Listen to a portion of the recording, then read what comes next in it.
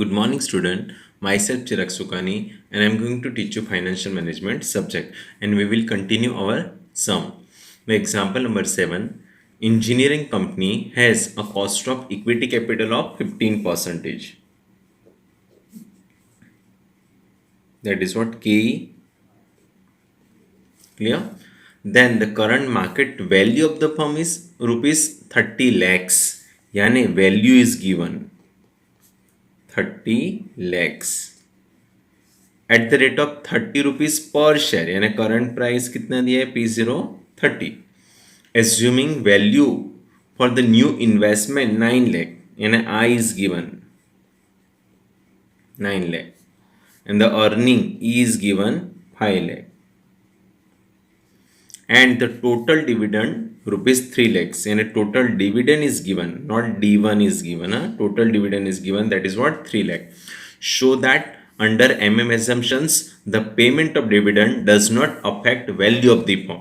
ना आपको क्वेश्चन क्या पूछा कि मॉडल यूज करना है and payment of dividend does not affect value of the firm. So आपको दोनों करना पड़ेगा, पेमेंट डिविडेंड डिक्लेयर्ड और डिविडेंड नॉट डिक्लेयर्ड, और value of the firm affect नहीं होता है. Clear all of you? ना ये सम्स में आपको D1 चाहिए. ओके, तो यहाँ पे तो डिविडेंड दिया है. ओके, तो आपको first of all value and price is given. Now on the basis of that we can firstly calculate the number of shares. चाहिए ना, total dividend divided by number of shares करेंगे तो dividend per share मिलेगा. So number of shares क्या मिलेगा? Value of the firm divided by price ना. So value कितना है 30 lakh divided bye price 30. So number of shares कितना आएंगे? 1 लाख शेयर्स आएगा. क्लियर? तो उसके बेसिस पे हम लोग expected dividend that is D1 calculate कर पाएंगे. कैसे? Total dividend divided by number of share. So total dividend कितना है 3 lakhs divided by number of shares 1 lakh. So D1 क्या बन जाएगा 3 रुपीज. क्लियर? तो सब मिल गया. सो अभी आपको वो फॉलो करना है, dividend declared and dividend not declared. चलो फर्स्ट हम लोग करते हैं dividend declared. So now dividend declared. So first step में हम लोग क्या करते हैं? Price of share eight and of the year calculate करते हैं ना, year 1. So what is the formula? P0 is equal to what? D1 plus P1 upon 1 plus KE ना. So current price 30, D1 3 plus P1 find out करना है 1 plus KE 0.15 ना. So 30 का 30, 3 plus P1 upon 1.15. Clear? सो 30 का 30, 1.15 ऊपर जाएगा is equal to what 3 plus P1.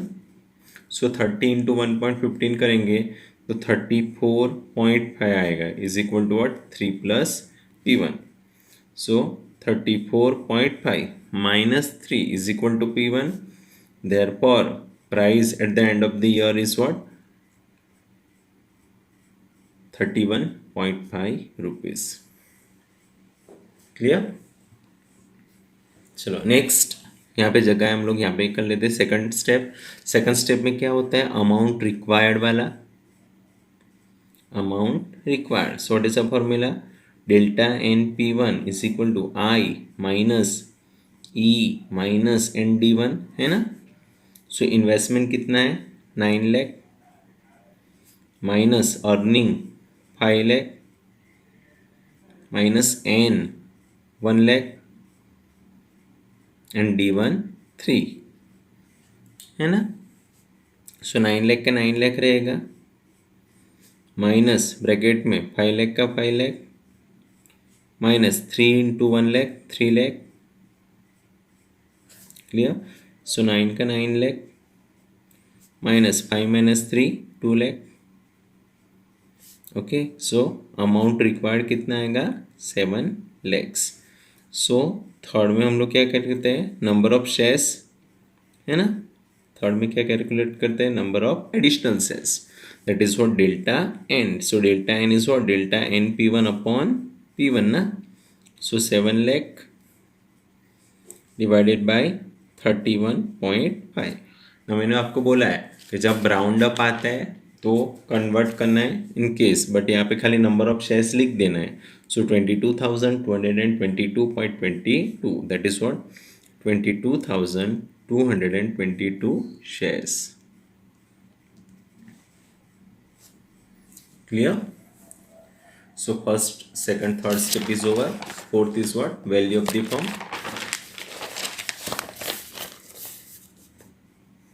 So fourth step, value. Now value calculate करने के लिए आपको एक फॉर्मूला याद रखना है. So NPU is equal to what? N plus delta NP1 minus I plus E upon 1 plus K, है ना. चलो delta N, sorry N number of shares 1 lakh plus delta N, मैंने बोला आपको कि जब राउंड अप किया तो ये नहीं लेना है बट ऊपर वाला ही लेना है, राउंड अप आ जाए तो राउंड वाला लेना है. ओके, तो यहाँ पे क्या लेना पड़ेगा, 7 lakh divided by 31.5 lakh.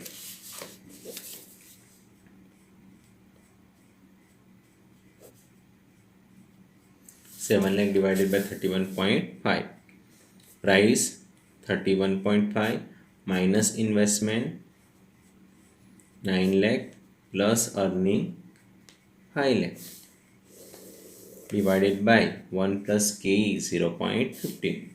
LCM लेना पड़ेगा. सो यहाँ पे क्या होगा 1. सो यहाँ पे 31.5, so 31.5 into 1 lakh that is 31,50,000 plus यहाँ पे तो 1 रहेगा, so 1 into 7 lakh 7 lakh.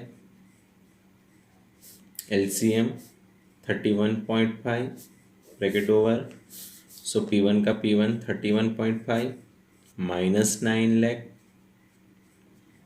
Plus 5 lakh divided by 1.15. No 31,50,000 plus 7 lakh that is 38,50,000 divided by 31.5. Then 31.5 का 31.5 minus 9 lakh plus 5 lakh divided by 1.15. 31.5 cancel, so 38,50,000 minus 9 lakh plus 5 lakh divided by 1.15. Okay, so अब उसको सॉल्व करेंगे. So 34,50,000 divided by 1.15, that is what rupees 30 lakhs. and आपका answer सही है when the dividend is declared. चलो next, dividend not declared. चलो उसमें first step क्या है, price. So P0 is what P1 upon 1 plus K. So P0 कितना है 30 is equal to P1 find out करना है 1 प्लस के 0.15. सो 30 का 30 P1 upon 1.50. So 30 into 1.15 is equal to P1. Okay, therefore P1 is what rupees 34.5. Clear. Second step में amount required that is delta N P1 is equal to what I minus E. So investment कितना है 9 lakh minus earning 5 lakh. So delta N P1 कितना आएगा 4 lakh. Clear. Third step में हम लोग क्या करते हैं, delta N additional shares delta N P1 upon P1. So delta N P1 4 lakh divided by P1 34.5. Okay, so division करेंगे. So 11,594.20 that is what 11,594 shares. Clear. So last में क्या करना है, value value. So formula NPO is equal to what? N plus delta N P1 minus I plus E upon 1 plus के, है ना। चलो N 1 lakh है number of shares, plus delta N हम लोग ने फाइंड आउट किया 4 lakh divided bye 34.5, P1 34.5 minus investment 9 lakh plus earning 5 lakh divided bye 1 plus के 0.15. सो अगेन एलसीएम, तो यहाँ पे क्या होगा 1, सो 34.5 एलसीएम होगा, so 34.5 into 1 lakh that is what 34,50,000. Clear? Then plus 34.5 यहाँ पे 1 होगा, so 1 into 4 lakh and LCM क्या बनेगा 34.5. Then P1 34.5, 9 lakh as usual plus 5 lakhs वो भी सेम लेके जाना है डिवाइडेड बाय 1.15. ना ऐड कर लो 34 and 4 that is 38,50,000 divided bye 34.5 और P1 तो यही है माइनस 9 लाख कंटिन्यू लेके जाना है प्लस 5 लाख लेके जाना है डिवाइडेड बाय 1.15.